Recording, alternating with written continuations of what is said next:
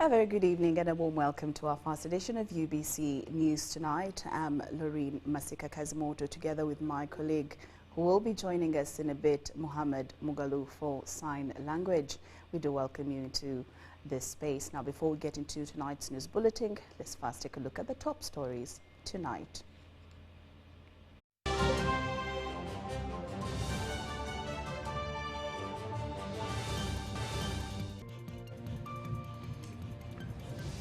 And in our top stories tonight, President Museveni urges judiciary to ensure cheap and easy access to justice to Ugandans.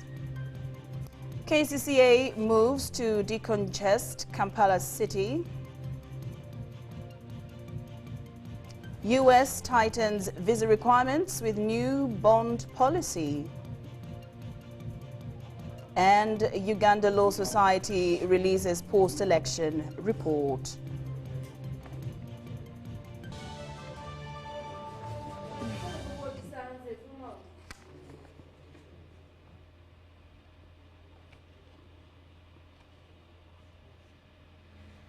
Good evening once again.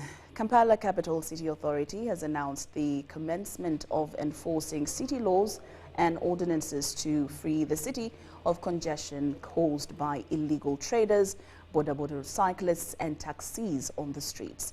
The Minister for Kampala, Hajat Minsakabanda, says the exercise will extend to the areas in Kampala Metropolitan and called for cooperation from key stakeholders, emphasizing that the move is geared towards having an organized city. We have the details. The freedom that street vendors have been enjoying in the last few months has come to an end as Kampala Capital City Authority announces massive enforcement of city laws and ordinances to clear Uganda's capital of congestion. Kampala is highly congested, and the government will no longer tolerate disorder, lawlessness, and abuse of public space in the name of survival or politics. Effective immediately, Kampala City enters a phase of strict, full and continuous enforcement of all city laws and ordinances.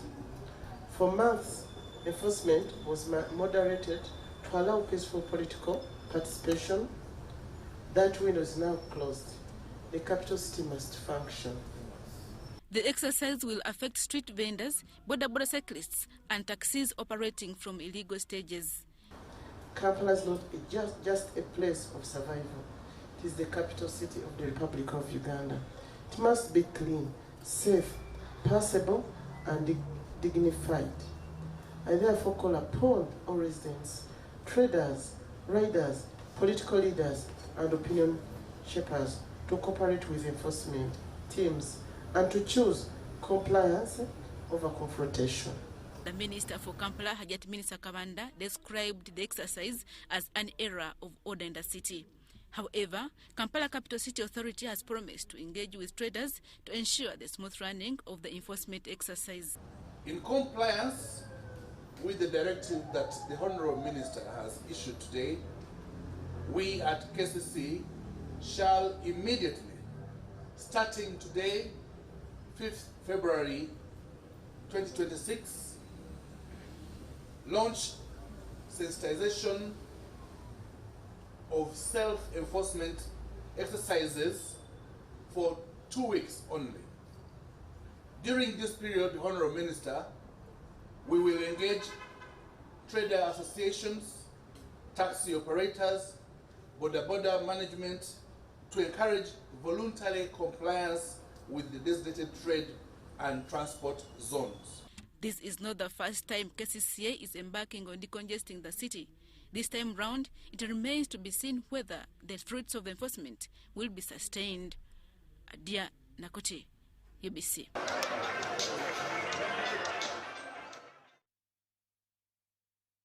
Thank you, Adia Nakuti. Only Ugandans who pay a refundable visa bond ranging from $5,000 to $15,000 US will qualify for consideration for the single entry B1, B2 visas issued for tourism and business travel to the United States. Uganda is among at least 35 countries, mostly in Africa, whose nationals have been cited for overstaying in the US beyond the permitted duration. Effective 21st January 2026, Ugandans intending to travel to the United States of America for business or tourism will face stricter requirements, with the exact amount determined by a consular officer during the visa interview. U.S. Embassy officials say the policy is aimed at reducing visa overstays, though the payment of the bond does not guarantee visa approval. However, the money is refunded within 30 days after the traveler returns and shows compliance with the agreed visa conditions. Officials say it's also possible a family or friend in USA can cater for the needed bond requirement to qualify. So once someone is qualified for what we call a B1, B2 visa for tourism or for business travel, and these are non-immigrant visas, are now, since January 21st of this year, required to post a refundable bond up to $15,000 US before that visa can be issued. The bond is automatically canceled and fully refunded to the traveler after they depart the United States, or if they don't travel to the United States during the time of their visa. There are a few situations where the money would not be refunded to the traveler, and that would be if the traveler overstayed, if they break U.S. laws when they're in the United States, or if they seek to change their status, including applying for asylum. It's very important that people do not pay a bond before their visa interview. Uganda's inclusion follows data from the U.S. Immigration and the Department of Homeland Security showing high overstay rates. So the numbers of Ugandans traveling to the United States that are filing for change of status are quite high. And that is the data, part of the data that is being looked at. Some U.S. business and tourist non-immigrant visas are now issued for a single entry with 3-month validity. And that means that travelers have 3 months from the day that that visa is issued to travel for admission to the United States. And they may only enter the United States once on that visa. Uganda's Ministry of Foreign Affairs has echoed the U.S. appeal for Ugandans to travel only for legitimate purposes, noting that many seek government intervention after visa denials or violations. It is true that Ugandans are misusing visas. Not very many, by the way. But part of the reason this is important is it only takes a few to ruin it for everybody else. The bond requirement applies to tourists, business travelers, medical patients, those attending events such as the FIFA World Cup. However, students are exempt from this policy. Crispus Arinitwe, UBC News. NRM women from the divisions of Kampala are demanding for transparent access to empowerment funds, arguing that the funds should target genuine beneficiaries instead of being shared among relatives and friends. The petition follows the recent elections in which their national chairman won the presidency and other party members, prompting concerns that benefits are being shared among insiders rather than reaching vulnerable women. Kampala City is made up of 5 divisions, namely Central, Nakawa, Kawempe, Machindi and Rubaga, and has a population of 1,797,722 people, according to the 2024 National Population and Housing Census by the Uganda Bureau of Statistics. However, due to the large number of people living and working in these areas, many residents reside in informal settlements and slums. During the recent campaigns as he traversed Kampala for presidency, a position he just won, NRM National Chairman Yoweri Kaguta Museveni pledged to improve services of the city residents.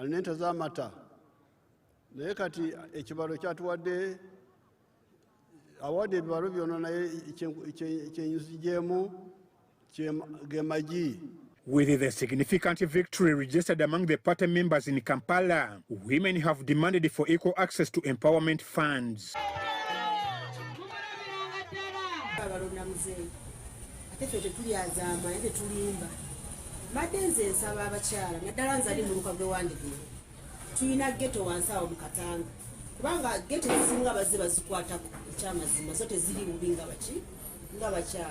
Nuyinza okukirako wansi mu katanga nosanga kale omukyala bambi ng'ali mu nnyumba omwami yamulekamu ng'alina abaana nga 6 ate ng'alina obbanoonyeza school fees.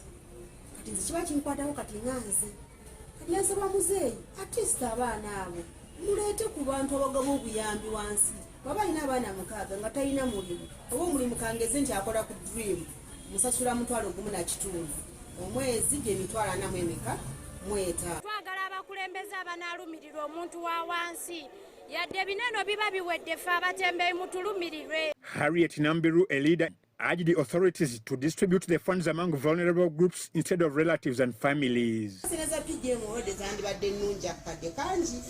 Mulimu yali akoze n'amalako omwaka nga tafunye kakati naye bano abantu bano abapiggye nabo babi kati nze ngezanga abali mu muluka gwa agenda akubira muganda we 40 namugamba mpe endaga muntu n'agimuwa namukwera yenna pipayagala naggwa olumala okuggwa sente olujja ne zigenda wa muganda we muganda yakola transfer 5,000 egakomawo wa eno kati nze mbasiganyiddwamu. Meanwhile, President Yoweri Kaguta Museveni's official agent in the recently concluded general elections, Moses Byarwanga, pledged the party's best in the next 5 years' term. We have a manifesto.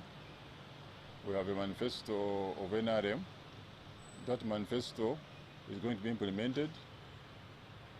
It is clear in every area. We promised what we are going to do. We are going to improve the economy. We are going to work on the standard gauge railway. We already started on it. We are going to improve on the roads.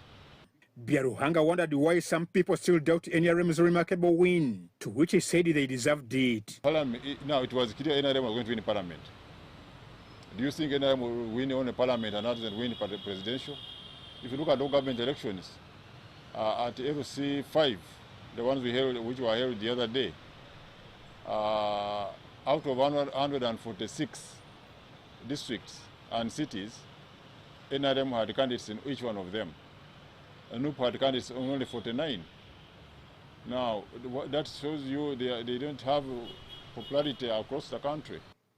Byarwanga and the other party supporters, including the Asian community in Uganda, are optimistic that the party is determined to empower citizens and improve their livelihoods. But one thing good about Uganda is that the policies and the policymakers are approachable.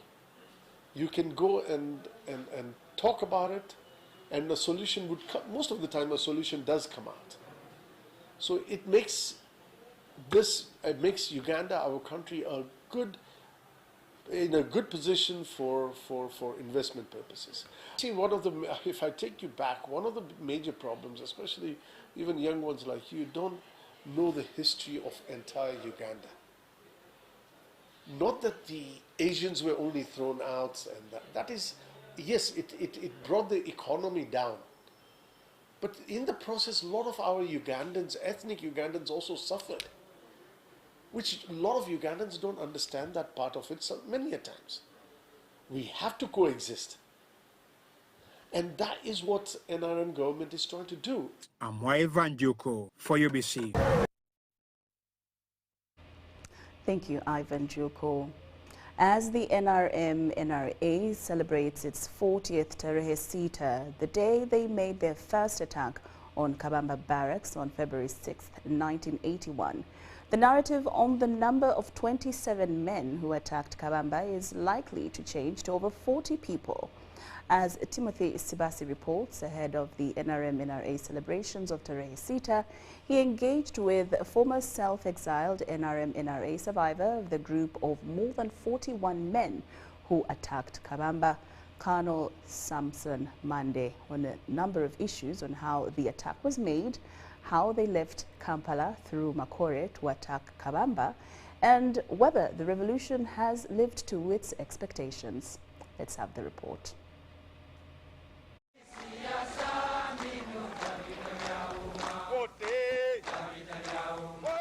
Colonel Samson Mande is among the then NRA fearless fighters, having joined the liberation struggle 1 week after the first attack on Kabamba barracks on February 6, 1981. Mande joined the team of fighters on February 13, 1981. The NRA, NRM, which started its journey on Tarehe Sita, the 6th of February 1981, and gave birth to the UPDF and the NRMO, was born by us and in us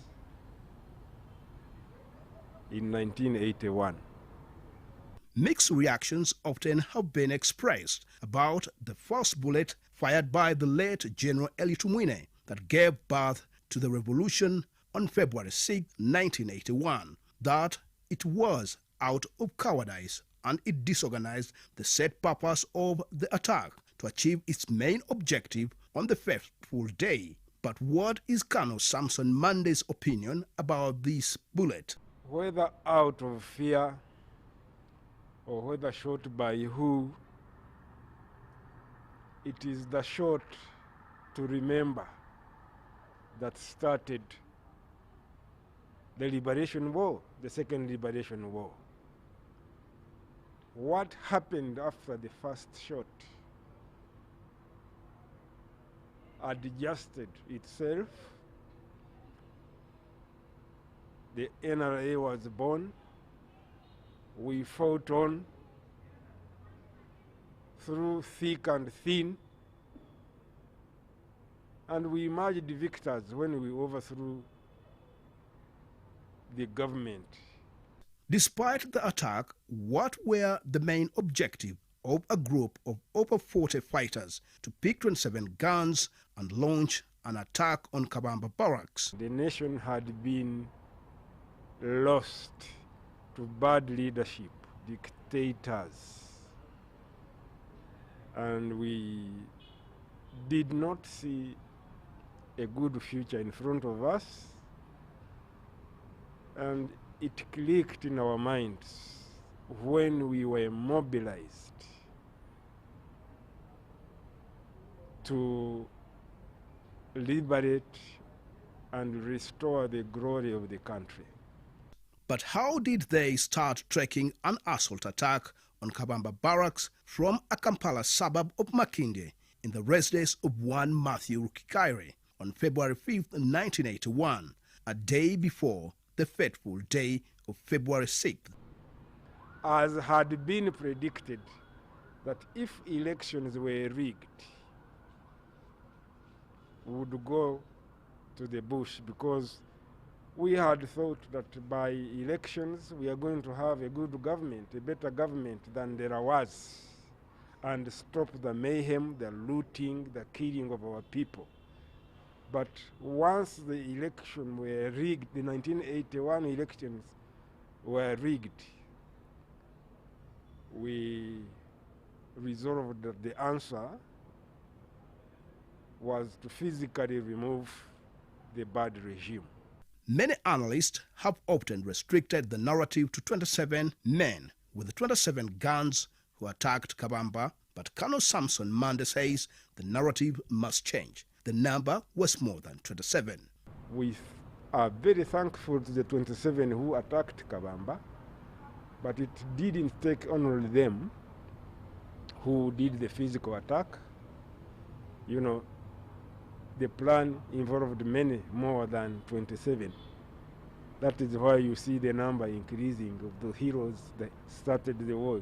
It will keep increasing, as you remember. Even so-and-so played a role, but has not been included. So you will see a shift from 27 that was talked about to maybe 40 people, and who knows more. Whereas the figure is projected to rise to over 40 who attacked Kabamba. Many of the attackers are never talked about. They are treated as unsung heroes. But who are these unsung heroes that majorly came from Kigezi region? The reason to why today's Tarehe Sita is going to be celebrated from Kabale in Kigezi region in memory of them. The gallant sons of Kigezi were there, like the late Anthony Kyakabale. Rest in peace, he died recently. We had another Kyakabale who is never sung a lot. We called him Kyakabale Good Area, who was part of the 27. We were in the kitchen, I for one. So Kigezi, I think, has been remembered for the role the heroes of Kigezi played in launching the liberation struggle. I asked Colonel Samson Monday why he thinks often the number is restricted to only the 27 who held the guns. They are the ones who physically attacked. The narrative would have been better if they said the attackers, but you cannot enjoy a good meal if somebody did not fetch water, if somebody did not fetch firewood, if somebody was not in the kitchen cooking. You just find the meal on the table and you say, oh, you thank one person who has served it? No. When you roll back, you will know it was more than that person who serves you at the table.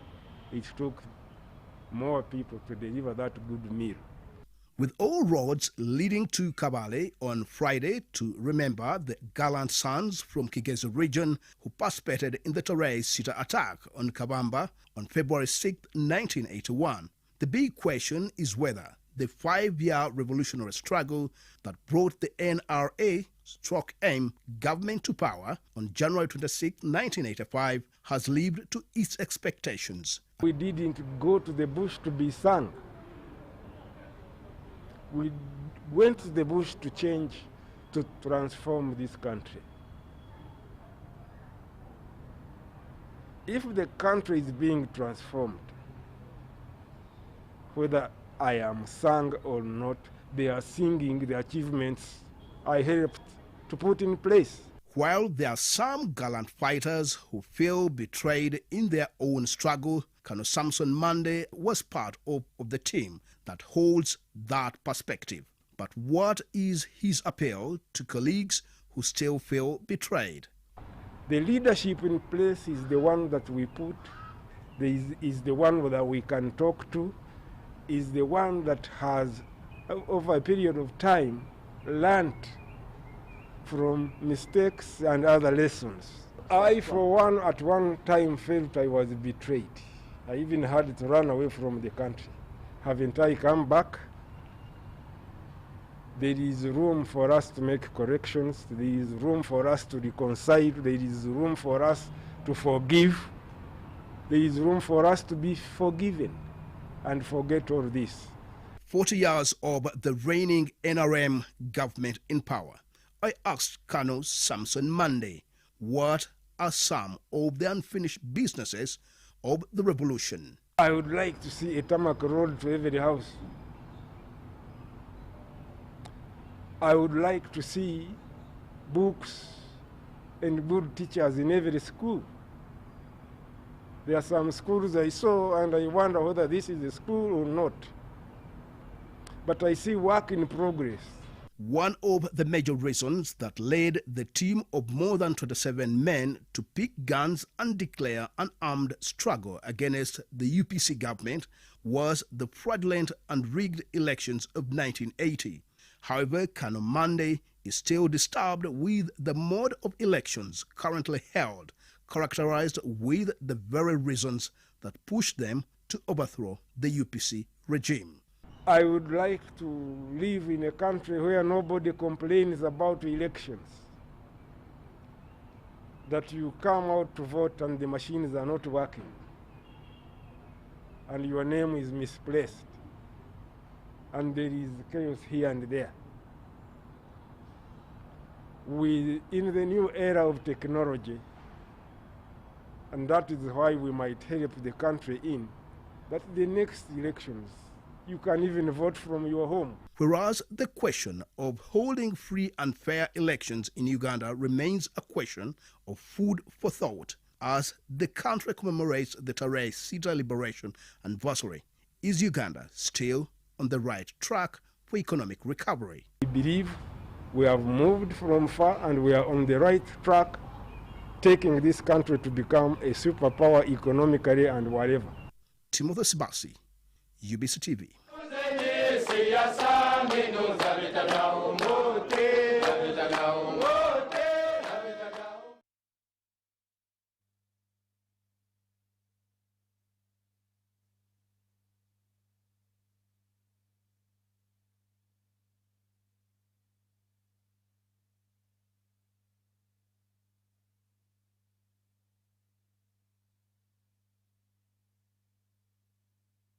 My people large, we have been honored to host the Tarehe Sita celebrations, and I'm coming home to celebrate with you. I thank God that I'm in the country. I thank the President for making it happen that I returned. I thank the President and the government of Uganda that I am now part of these activities. So there will be big celebration in Kabale to remember even those heroes, particularly who came from Kabale. I will be there to receive a medal, I've been informed. So those who thought I was forgotten should now see that it can take time, but you will be remembered. Don't lose hope. Even those who think they were betrayed, don't lose hope. Bring forward your case. It will be worked on. And after receiving the medal, I've been informed by friends and relatives in Kabale that they are arranging a big ceremony, a massive party at the White House scene on Saturday. And every friend, every relative will be there dancing and drinking and eating. I will dance with you. Well, it feels good when your efforts are recognized. Like many have received medals. I didn't have one. The circumstances are known, but I'm going to receive it. It has been kept well, polished, and victory is always sweet, no matter what time you get it. There are those who receive their recognition when they are already dead, posthumously. But now I'm receiving this medal when I'm still alive. I have reason to be very happy. That is Colonel Samson Mande, who is a former self-exiled and fearless NRA soldier who will be among the original NRA fighters who will be awarded with medals for their dedicated service in the liberation struggle on Friday this week. And it will be in his hometown in Kabale district, where this year's Tarehe Sita will be celebrated from. UBC News Tonight takes a short break, but return with more stories after these messages.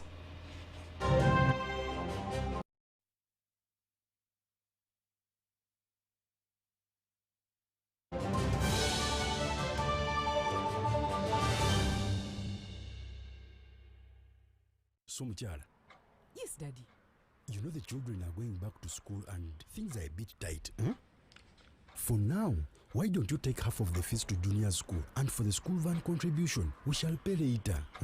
Daddy, Why don't we pay using MTN Momo, where we stand a chance of winning school fees for a whole year and more? By the way, you can also apply for a school fees loan, and also participating schools can win a school van. That's right! Win school fees for a whole year and more. Get Momo goodies and a school van for participating schools. You can also apply for a school fees loan. Simply dial *165 *80# or use the Momo app.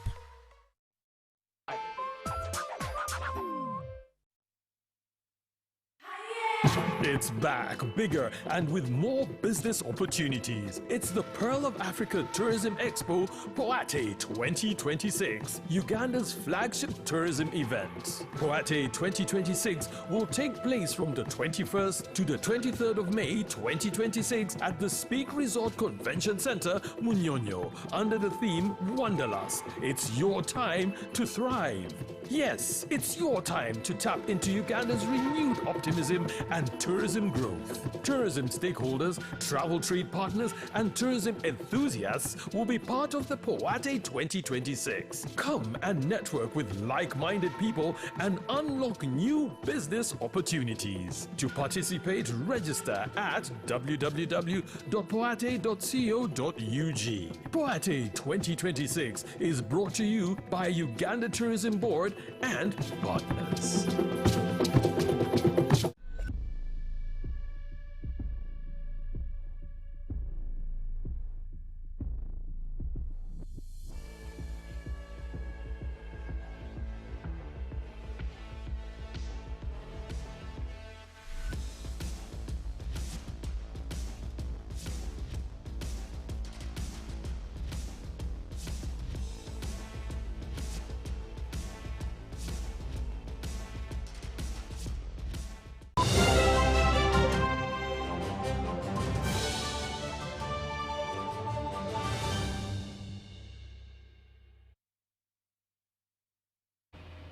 Welcome back from that break. We're glad you're still with us here in UBC News Tonight. And more stories this evening. The National Agricultural Research Organization has kick-started the Animal Production Research Program at its research institute in Serere District to review the legacy faded as insecurity and cattle raids decimated herds in the Teso region. For generations, cattle defined wealth, social standing and resilience in Teso region. So central was livestock to the region's economy that Soroti once hosted a meat packers factory. The revamp at the National Semi-Arid Resources Research Institute, NASARI, is being implemented under the Uganda Climate Smart Agriculture Transformation Project, led by the Ministry of Agriculture, Animal Industry and Fisheries. But as you're aware, under the Climate Smart Project, it's working with commercial pasture farmers. So the purpose is to increase access to this kind of technologies from narrow through farmer groups. So I encourage the farmers to get involved, find out where the commercial pasture farmers are within the project so that you can be able to benefit in terms of seed and preserved fodder. In the first phase, 230 head of cattle, including indigenous Zebu, Boran and Sahiwal breeds, suited to Teso semi-arid conditions, will be introduced. Later, the introduction of Jersey and Braham cattle will raise the total to about 330 animals. To support the program, MAIF has developed heavy machinery to open up land for pasture development, while key livestock facilities are under construction. A climate-smart rotational grazing system is also being established to improve pasture utilization and land productivity, with over 170 acres of pasture for seed and hay production. We established 10 acres of pakchong, and then from it we harvested less than an acre. From it, we got about 300 bags of cuttings that we have used to establish an extra 30 acres, giving us a total acreage of 40 acres. And that is what is going to give us seed for dissemination of the farmers as well as silage production. Beyond infrastructure and livestock, staff welfare is also being improved with plans to rehabilitate staff houses to sustain quality research and extension services. Mary Namkose, UBC News. Support the nutritional. The Uganda wildlife and tourism sector has shifted its focus towards the conservation of medicinal and aromatic plant resources. The State Minister for Tourism, Wildlife and Antiquities, Martin Mugara, says the move is aimed at preserving traditional knowledge while supporting community livelihoods that depend on these resources.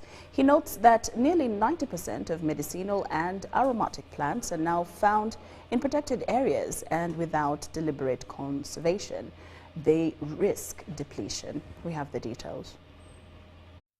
Tourism is not only about animals and what?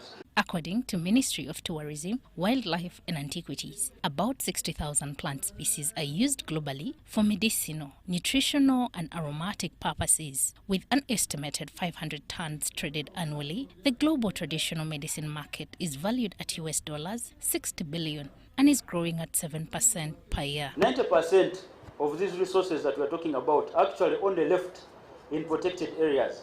And that's why conservation is very important. In a scenario where we would have maybe depleted all these resources. While addressing journalists at Uganda Media Center, the minister emphasized the interconnection between biodiversity conservation and sustainable human well-being. Medicinal and aromatic plants represent far more than botanical specimens.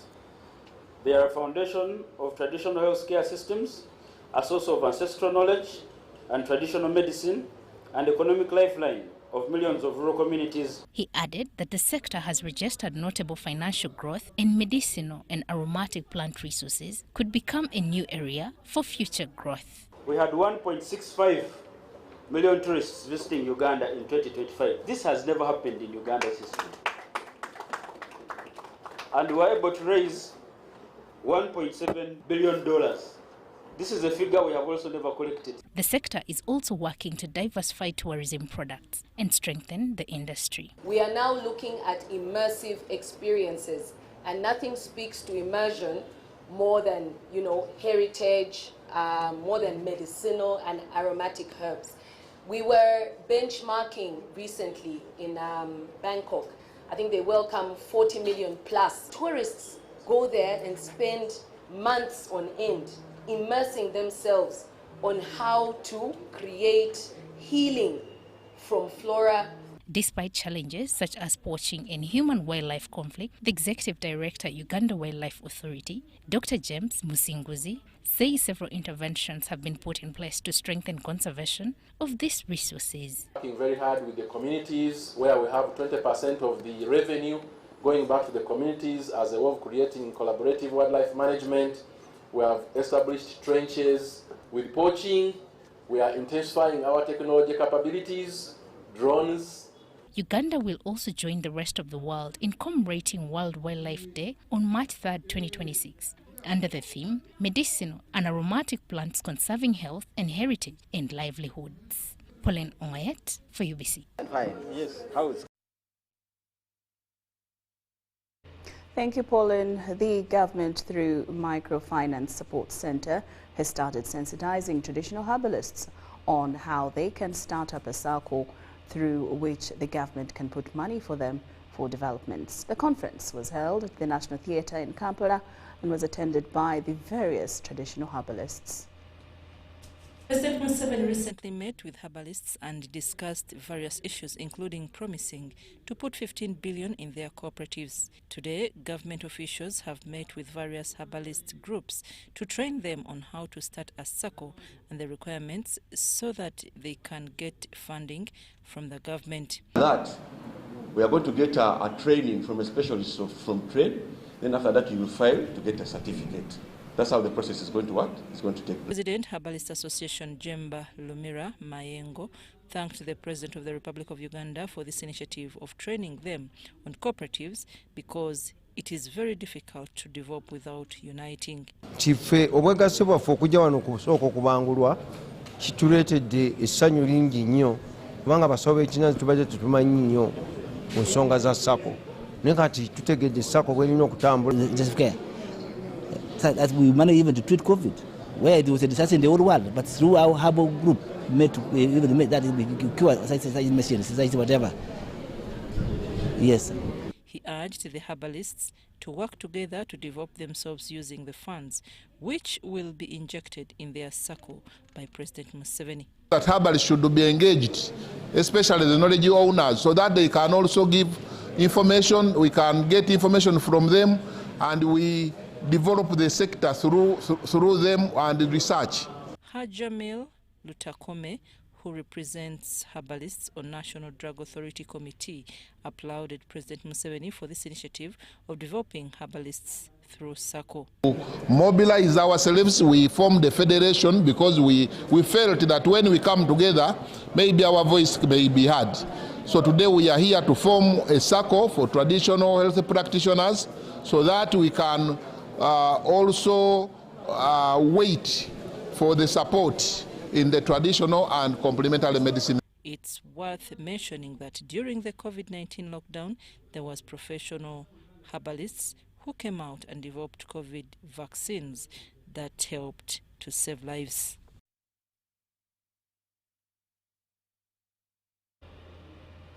The Federation of Uganda Employers is launching a program to equip chief executive officers with skills to boost sales and maximize returns on investment in the face of global technological transformation. The chief executive officer of the Federation of Uganda Employers, Douglas Opio, says the sales development program targets sales leaders, the nerve of every company. Globally, CEOs aim to reap at least a twofold recovery on investment, but limited exposure and inability to identify challenges hinder this. Many companies struggle to survive due to poor sales. The greatest challenge that we are facing is that we are operating in times which are very uncertain. The market share of companies are shrinking. It's not rising at all. So CEOs are under pressure to deliver more higher revenue in a shrinking market context. That means the sales revenue have to go up. But the sales revenue will not go up by itself. You have to have clearly designed processes. So you need a clear plan of action. What are you going to do to raise the revenue up again? In this line, a skills training program for CEOs and sales managers has been launched to retool this critic staff of every company thirst for meaningful returns from consistent sales. Is that leadership is moving to become more human-centric. In fact, soft skills like empathy, like emotional intelligence are becoming sought-after skills because leadership has to be more human-centric because the pressure is rising. People have targets which they are failing to meet. Competition is increasing. The customers are becoming more sensitive because they are more aware. They can compare products, they can compare prices in real time. The program aims to shift sales leaders from random selling to framework-driven sales. But we are increasingly seeing that companies are guessing a lot. Companies are struggling a lot when it comes to sales because it's not predictable. The person they hire today is different from the person they hired the other year. The person they hired last year, they all come with different performances. But once you begin to approach your sales and marketing with a framework in mind, you are now building a system that is actually going to bring more value into your company. Now, this is the difference between people whose focus is on hiring individuals to people whose focus is on building frameworks. The program is designed to help companies reap more than they invest, positioning them for success in a rapidly changing business landscape.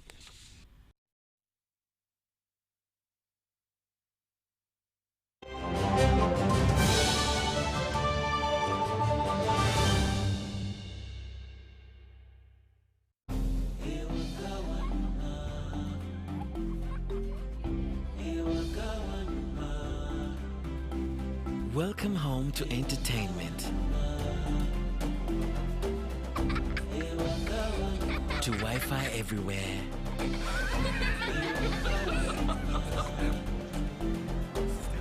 to high-speed internet,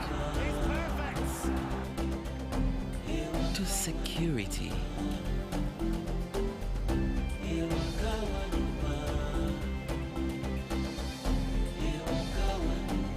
to first-class support.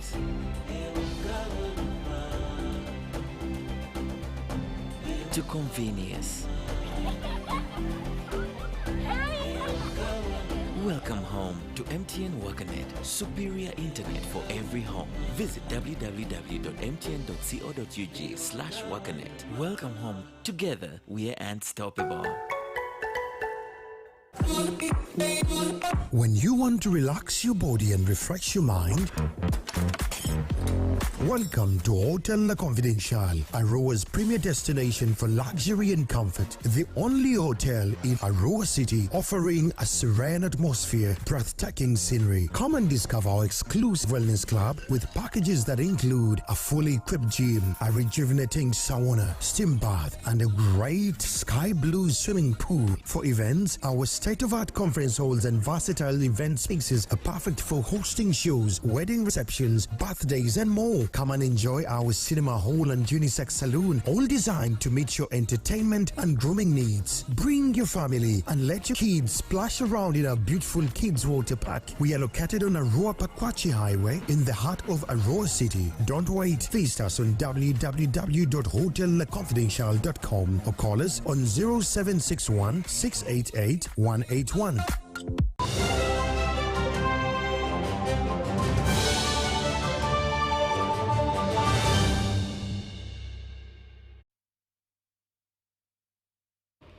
Welcome back from that break. And now into business. The government of Uganda is being urged to prioritize meritocracy over political patronage in the recruitment of heads of public sector institutions.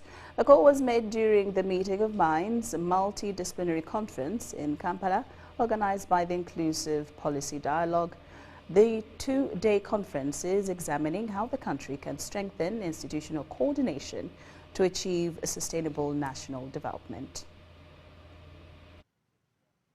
Although Uganda is listed among countries with accelerated economic growth globally, experts say persistent structural challenges continue to limit its transition to the level of the so-called Asian tigers. Plans are underway, and that's when we were told that Uganda has one of the best plans. So what we are lacking is not knowledge. Indeed, what we are lacking is to understand what we know and make conclusion. And making conclusion is the execution. So as long as this is done in fragmentation, you find the budgets are not adding up, and therefore most of the government programs are not being executed. This Convergence of Minds conference at the Mestil Hotel in Kampala identified disjointed government processes and silo mentalities as key obstacles affecting the delivery of essential public services. The economy can only be as strong as its weakest link and linkage. In the linkage, I'm talking in terms of policy linkages, I'm also talking in terms of institutional linkages.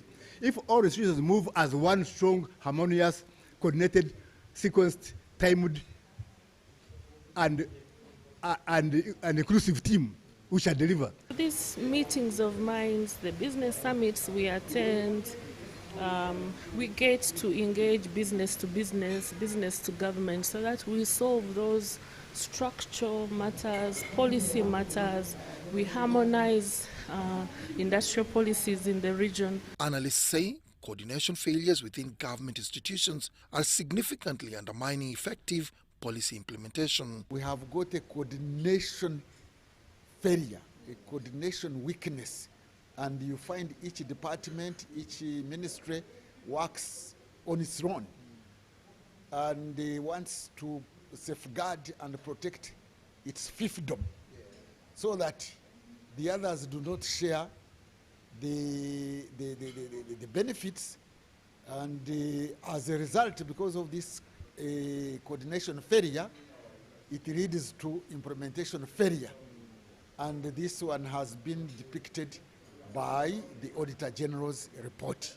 Another issue cited during the discussions is political patronage, where top officials in the public sector are appointed based on connections rather than competence, a practice experts say weakens institutional performance. The Tigers may not have developed under liberal democracy, but they developed under a system of meritocracy, where people are identified and deployed to the right places because of their competence, and those who are incompetent are sanctioned. Unfortunately, ironically, in Uganda, the people who are competent are punished by not being promoted, and some incompetent people, because they are good mobilizers, are appointed to the rightful places. The conference has attracted participants from the public, private sector and the academia to explore ways of strengthening institutional linkages and harnessing synergies for improved governance and service delivery. Dennis Igawa for UBC. Government has announced plans to deregister tourism and travel companies involved in the externalization of labor, saying the practice exposes Ugandan migrant workers to exploitation abroad. While addressing the press during the launch of the Safe Labour Migration Awareness Campaign at the Media Centre in Kampala, the State Minister for Labour, Employment and Industrial Relations, Esther Anyakun Davinia, said tourism and travel companies are not legally mandated to take Ugandans abroad for employment. The minister warned that using such companies has led many Ugandans into unsafe working conditions, particularly in Middle Eastern countries. She urged Ugandans planning to work abroad to use only licensed recruitment companies and to ensure they are issued with approved job orders and employment visas rather than traveling on tourism visas.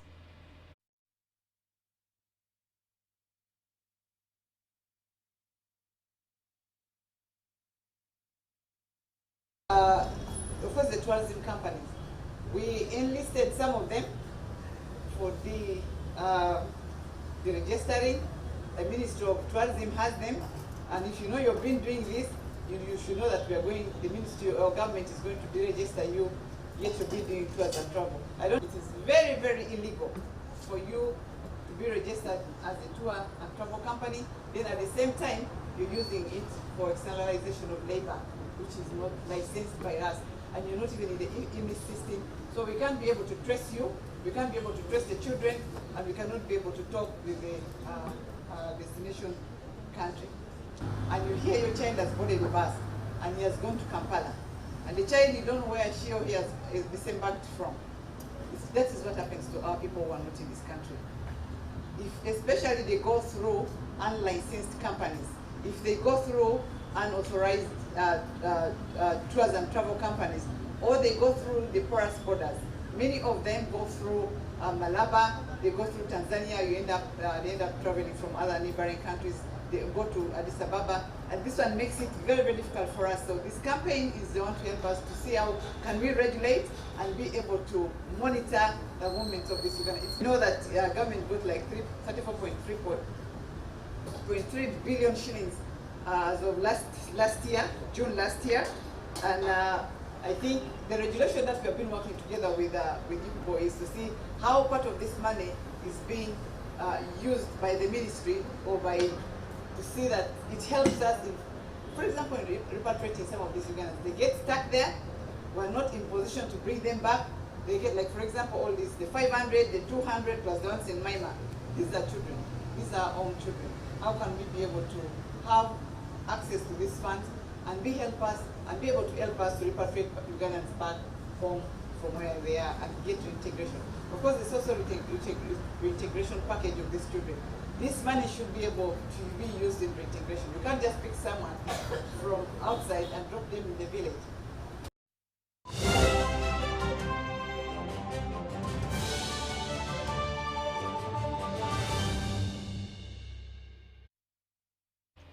And into sports, Uganda Fencing Association and National Council of Sports have flagged off athlete Melissa Cheng to South Africa. While there, she will seek to improve as an athlete but also acquire coaching drills. National Council of Sports Assistant General Secretary Milton Chebet has flagged off Melissa Cheng, who travels to South Africa.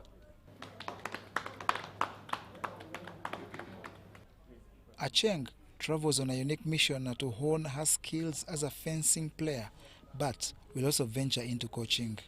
Number one, promote the sport for people to get know about the sport. then the values which are in this sport, but also to get some athletes who can represent the country. This is an Olympic sport. Why should it be only those people in the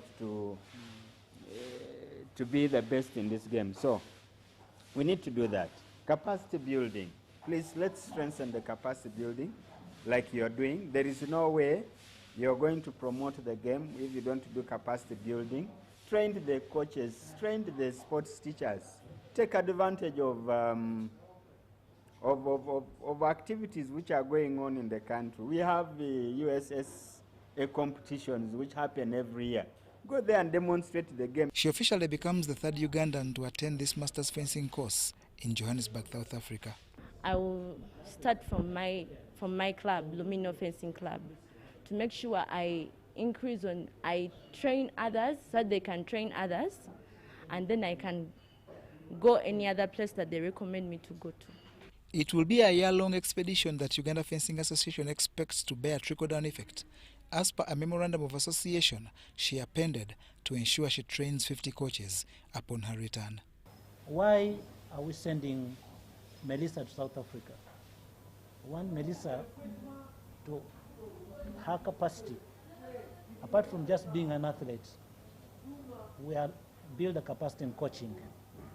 This is a master's coaching course, which is going to take 12 months. So we expect that when she returns after 12 months, to build a capacity of local coaches in Uganda. So while she's there, they do about 2 to 3 units, the coaching itself and the refereeing. So also, Mr. Secretary General, don't be surprised when you see her in one of the competitions worldwide, because that is the culture of International Fencing Federation, that is, the competition is also opened those undergoing courses. To National Council of Sports, this is a wonderful initiative, especially as the new sports law requires a wide spread that the trained coaches will offer. No, it's memorandum of agreement. It's not an understanding at all. So you find that if you were given that, you accepted it. Please keep it up. Ladies, we are very, very key in keeping up promises. We don't tell lies in most cases. Please keep it up. Make sure the 50 coaches that they are telling you will help the Uganda Fencing Association that we recognize at National Council of Sports. Right now, we are at the process of registration, and there is need for coverage. You never know, somewhere, somehow, it is a challenge to the association. So if you go and you bring out these 50 coaches, we'll help them to kind of come up with a widespread of the sport. Acheng is from Lumino Fencing Club in Busia.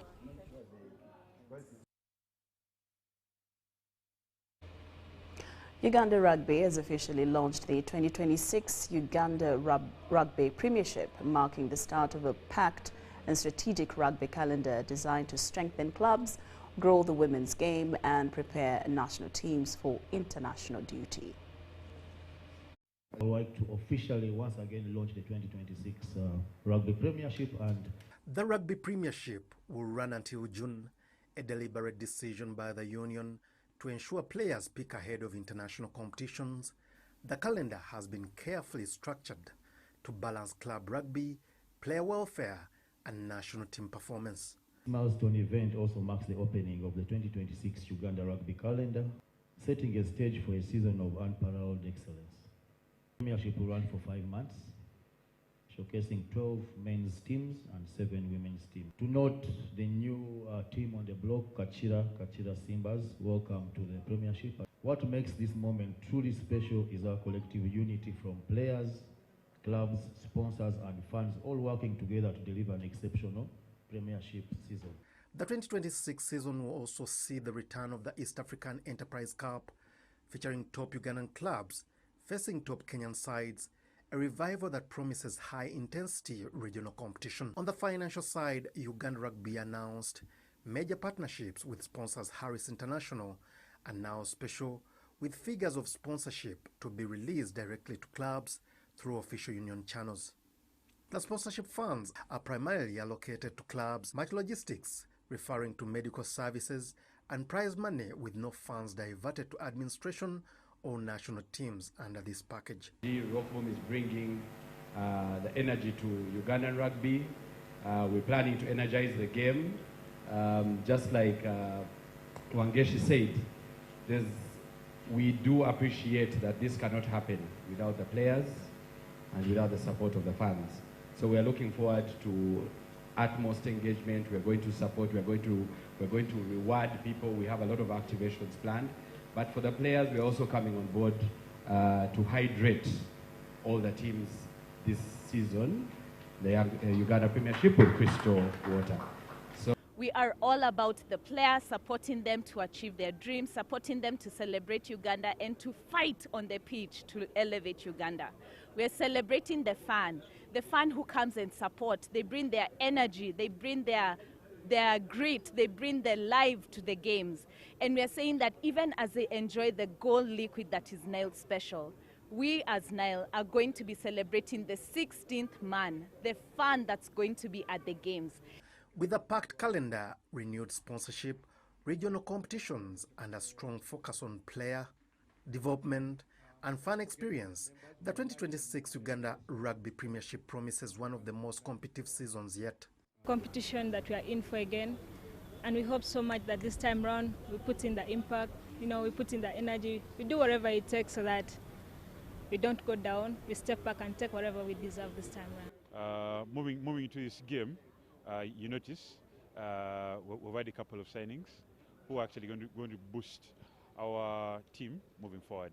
The opening weekend will feature 9 premiership matches, officially ushering in a new chapter for Uganda Rugby, with Stanbic Black Pilots versus Cobs at Kings Park, Bweyogere. This report was compiled by Grace Kemigisa for UBC News. And with that, our first edition has come to an end. Do join us at 10 o'clock for our second edition with more stories. We will see you at 10.